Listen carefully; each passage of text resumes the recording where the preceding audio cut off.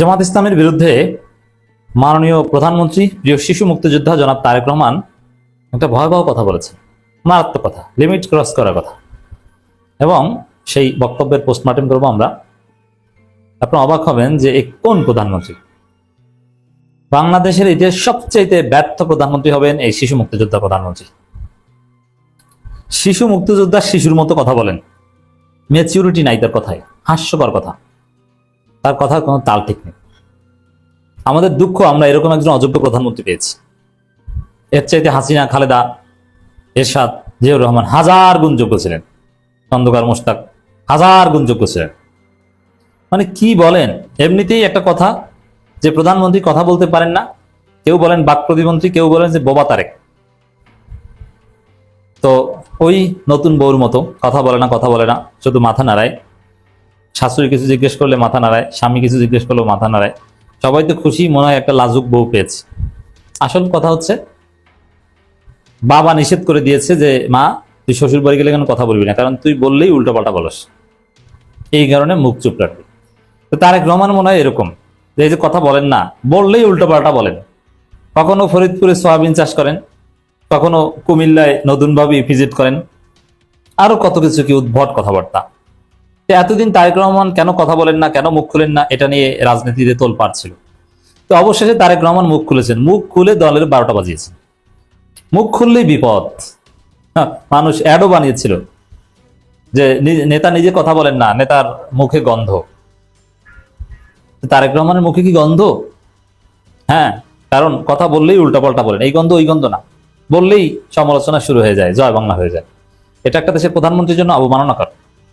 দর্শক, বিতাড়িত স্বৈরাচারের ভূত বিরোধী দলের উপর ভর করেছে প্রধানমন্ত্রী। আপনি চিন্তা করেন এই কেমন প্রধানমন্ত্রী। আচ্ছা, বিরোধী দল কখনো স্বৈরাচার হতে পারে? বিতাড়িত স্বৈরাচার কে? আওয়ামী লীগ।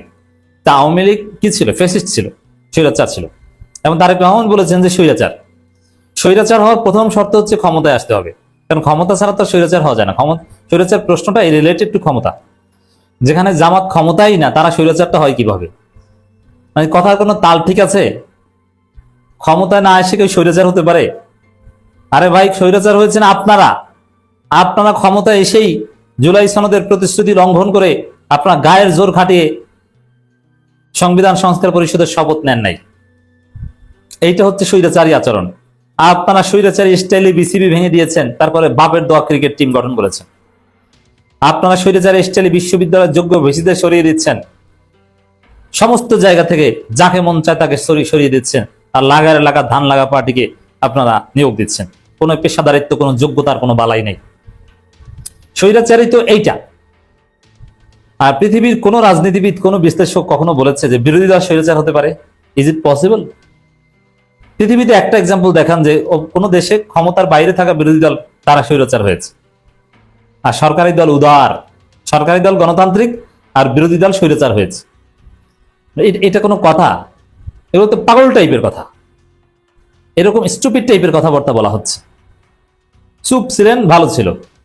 ওই যে একটা গল্প শুনেছেন না, যে মেয়ে শ্বশুর বাড়ি গেছে, বাবা বলে দিছে যে মা তুই কথা বলবি না, কারণ কথা বললেই তুই ভুল বলো। এখন শ্বশুর বাড়ি গেছে, কথা বলে না। এক পর্যায়ে শ্বশুর বাড়ির চাপাচাপিতে কথা বলেছে, মুখ খুলেছে। সবাই তুমি কি বোবা?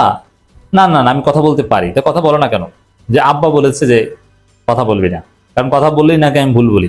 না সমস্যা নাই, শাশুড়ি বলে সমস্যা নাই, ভুল বললে আমরা ঠিক করে দেব, তুমি বলো।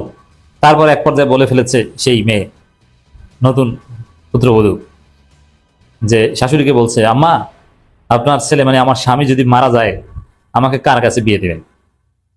মানে কথা বলে না, অনেক বুঝিয়ে শুনিয়ে সব রাস্তা ক্লিয়ার করে একটা কথা বলালো, কথা একটা বলছে যে যদি মারা যায়। কি অলক্ষণীয় এবং কুলক্ষণী কথা।